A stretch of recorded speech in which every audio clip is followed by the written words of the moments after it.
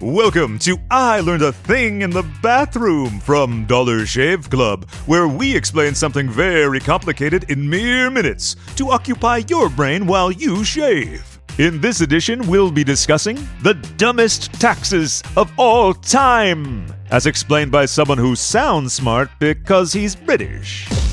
Tax Day is our annual reminder to complain about all the things you wish your tax money wasn't being spent on.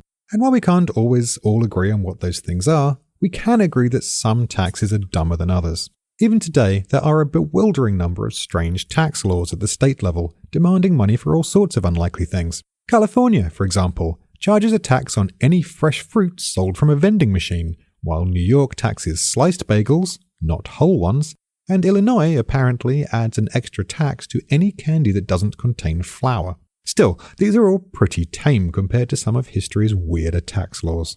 How weird are we talking here? Well, in ancient Rome, sometime between 69 and 79 AD, the Emperor Vespasian instituted a tax on urine. How did that work? Did you have to mark down on your tax return every time you peed? No, this was actually to do with the sale of urine. People were buying pee? Yes, ancient Rome had something of a surplus of the stuff, thanks to the number of toilets that dumped directly into infrequently emptied tanks rather than a sewer system. Since it had useful properties in the textile industry, urine can be used to tan leather, for example, or keep clothing like togas a nice bright white. It was actually a pretty profitable venture. Man, some people really will tax anything. You're not kidding. In England in the 17th and 18th centuries, all manner of taxes were introduced that basically amounted to, if you have a home, we're taking your money. First came the fireplace tax in 1660, demanding that anyone with a fireplace pay taxes on it.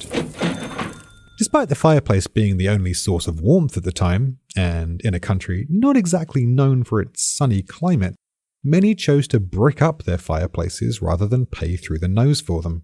The tax was repealed a little less than 30 years later. Shortly after that, however, in 1696, came the window tax, in which, you guessed it, you were taxed for each window you had in your home. Once again, the solution was bricks, and after a general decline in the health of the population as people lived in stuffy darkness with bricked up windows, this bill too was repealed in 1851.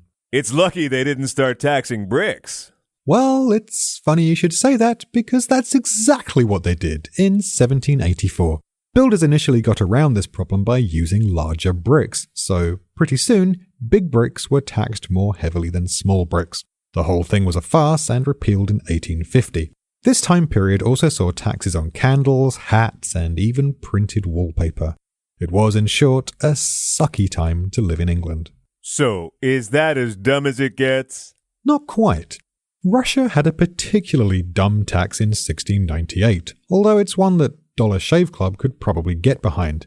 A beard tax. Embarrassed by how behind the times his country looked compared to the rest of clean-shaven Europe, Peter the Great banned the beard, forcing anyone who wanted to rock the 17th century lumbersexual look to pay for the privilege. Thank God they hadn't discovered manscaping yet. Tune in next time for more I Learned a Thing in the Bathroom. And in the meantime, head to dollarshaveclub.com for more podcasts and a big old pile of grooming products.